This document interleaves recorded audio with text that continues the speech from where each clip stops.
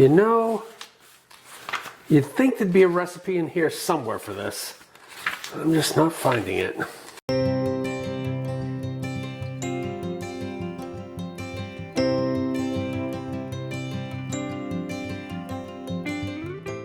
Okay, welcome to this week's episode of Luv Subbin, which is going to be probably the first and maybe the last ever Cooking with Rich. Yes, but because it's a dude cooking show, the first thing we have to do is get out our beers. I get one too.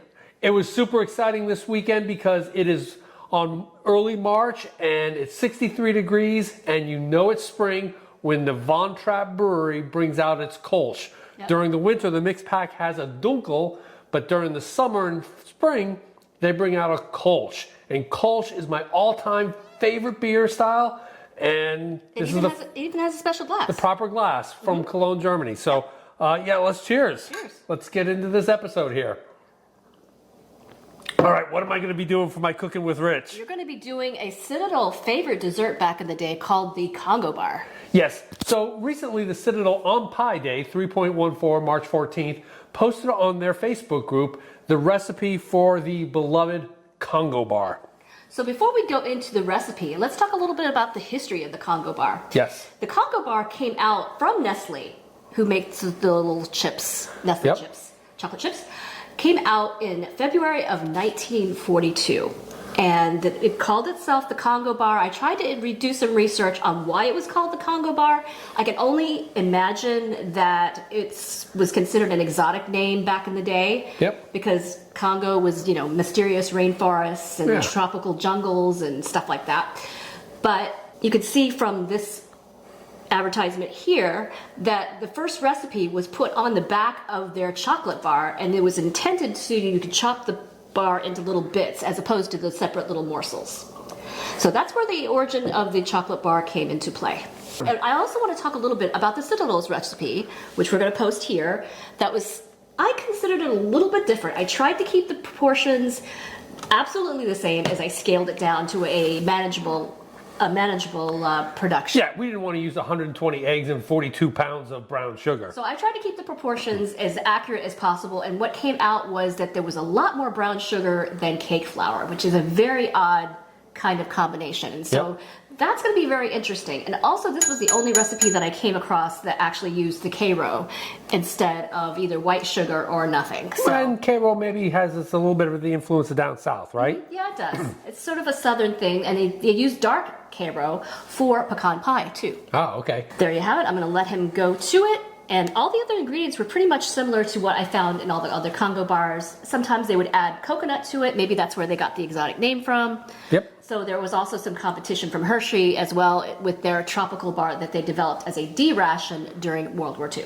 So, and when I was doing the research behind this too, the first recipe I pulled up was from West Point for a Congo bar. So comment below if you attended a service academy and had Congo bars, or if you attended one of our nation's 6 senior military colleges like Norwich or VMI, you know, maybe Norwich you had Congo bars but added. Maybe VMI because it's in Virginia. Yeah, they could have had it there, or in Norwich maybe you added maple syrup to your Congo bars. You never know. So comment below if you ever had those at one of our nation's service academies or 6 military senior colleges. So I think Rich knows what to do. It's a fairly easy recipe, so we're going to let him take over. Let's do it. The first thing we need to do is preheat the oven. We're going to do that at 350 degrees. So let's go ahead and start that.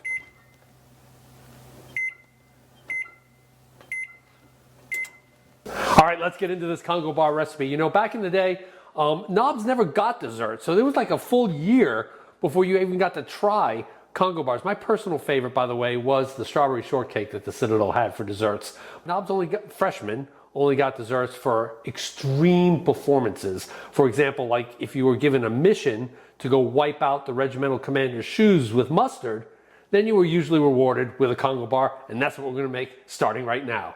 Okay, so we're going to start with kind of our wettish ingredients first. So what are the ingredients that we are going to make? So you're going to have actually 2 cups of brown sugar.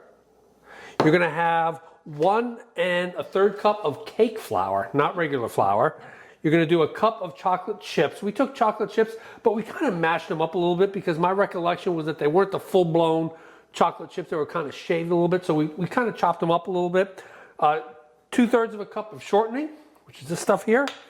3 eggs, a 1/4 cup light karo syrup, 1 teaspoon of vanilla extract, and a 1/2 teaspoon of salt. So that's all here and ready. So we're going to go ahead and get our wet-ish ingredients first. We're going to go ahead and we've already added some shortening. We're going to add the rest of the shortening here.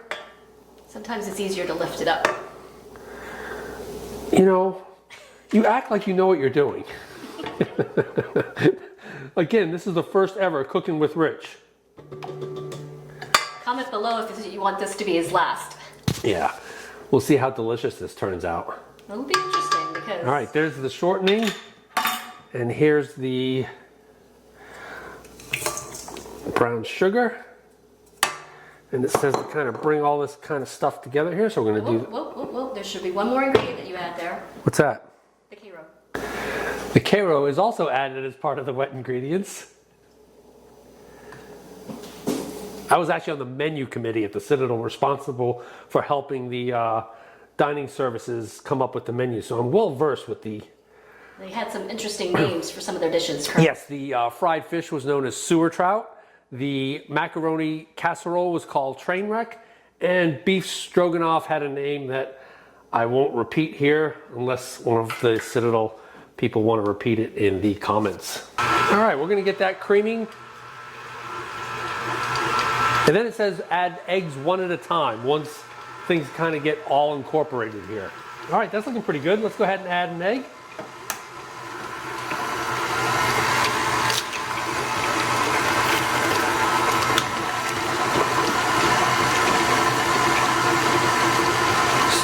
So if you're a current Citadel cadet, comment below again if you guys have Congo bars as part of your desserts, if knobs get desserts, you know, just some of the changes that have happened. The Citadel's changed a lot over the years since I've been there, and I have to admit, for the most part, the better.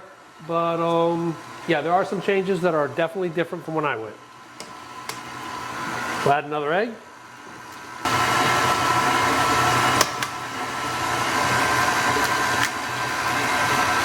Final egg. Looking good. We're going to go ahead, while that's mixing up, add our salt to our flour. Kind of mix that all in. You might want to add the vanilla before you add the flour. In there? Yes.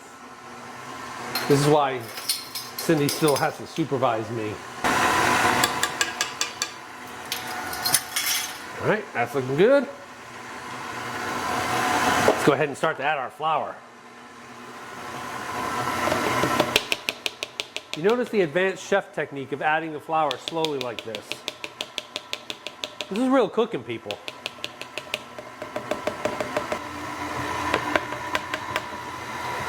All right, that's all incorporated. We do not bring our KitchenAid mixer in the Airstream with us. It's just too big, heavy, and bulky.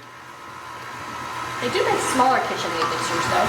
Yeah, and I think some of our friends do actually take KitchenAid mixers. It's not unheard of. Yep. The other interesting thing about this recipe that distinguishes it from the other ones is that this has no leavening ingredient, baking soda or baking powder, which is very unusual. So there are a lot of things about this recipe that will prove to be interesting if this succeeds. Yep. All right, you think we're about ready here to kind of turn this thing off? Lift this up. Take that off. Oh yeah. Oh, this dough can hunt. I remember being on the menu committee at the Citadel, and we would show up, me and the other supply officers, and we would literally, all we would do is try and get the dining services to serve the stuff that were the most disliked menus. They're like, really, the fried fish? People really like that? And we're like, oh yeah, they love that. Let's definitely serve that. They also like the succotash too, right? Oh yeah, let's get as much succotash as we can. And it'd be like, wow, I didn't realize that was such a big hit this year. We're like, oh yeah, it's a big hit. And yeah, that was our job. All right, that's looking good there. We're gonna go ahead and take this off. We're gonna stir in our chocolate chips. Our stove looks like it's ready.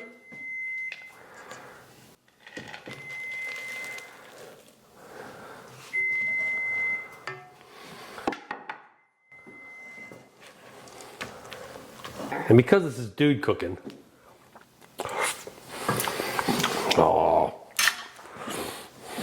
just pour it into the pan. It's been already greased with some. I just want to yell at a knob when I taste that. That looked pretty good. I think it is. All right, you think we're ready for the oven? I think we're about ready for the oven.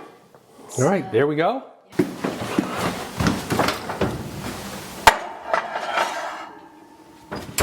Okay, while we're waiting for our Congo bars to bake in the oven, did you know that in a pinch, your chainsaws can serve as a knife sheath? Yes, even though it's designed to keep those RV chains looking snazzy, they can also, well, maybe not serve as a knife sheath, but they could. They do keep your RV chains looking snazzy, and if they ever bottom out, your chain should always be in the next and never touch the ground. But if they do bottom out, they will keep sparks from happening, which could cause a fire.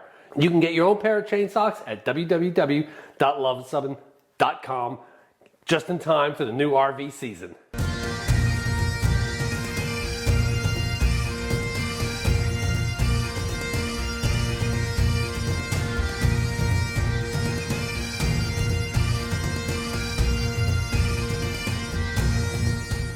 All right, well, through the magic of editing, we actually had to go through 3 different baking versions of the Congo bar. It's harder than you think. It's harder than you think when you're not given specific instructions. We sort of have to do some interpretation on our own. So the first one, the color on this one is really good. Yes.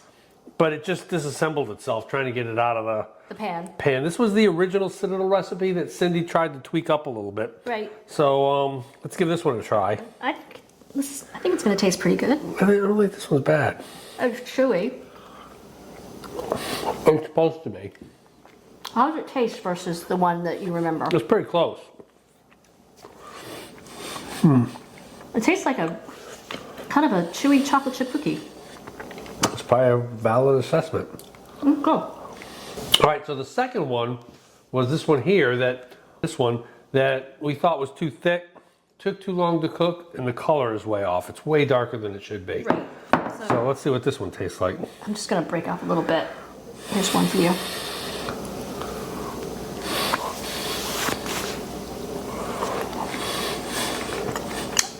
It's pretty good. It maybe tastes a little dark to me, like it's been baked a little bit. And admittedly, this one took an hour to bake. Yeah. So it seems to have lost some texture. Yep. All right, let's try this last one here. This is the one that the last one really. Yep. Just came out.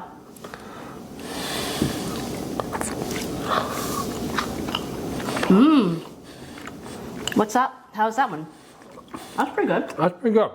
This was done in the larger pan. Yes. It was the 9 by 13 here. inch, 13 by 9 inch. Color's not bad. I still think there's too much chocolate chips. I would have the chocolate chips. Well, we were going by the recipe. Right. I don't know, it's a tough one. This one here approximates the texture and color the most. It's got a weird aftertaste to it a little bit. This one does? This one does. Oh. This one's not bad. I think maybe if we lessened the chocolate chips a little bit, this might be closer to the actual result. But not bad, right? Not bad. So there you have it. Some Congo bars made by your Citadel guy. So if you like this video, give us a big thumbs up. And if you think we've earned a subscription, click the subscribe. And comment below if you had a version of the Congo bar and whether any of these looked familiar. Because we come out with RV and Airstream related videos and the occasional Cooking with Cindy videos. Or Cooking with Rich video. And the one-off Cooking with Rich video every Tuesday. Thanks for watching.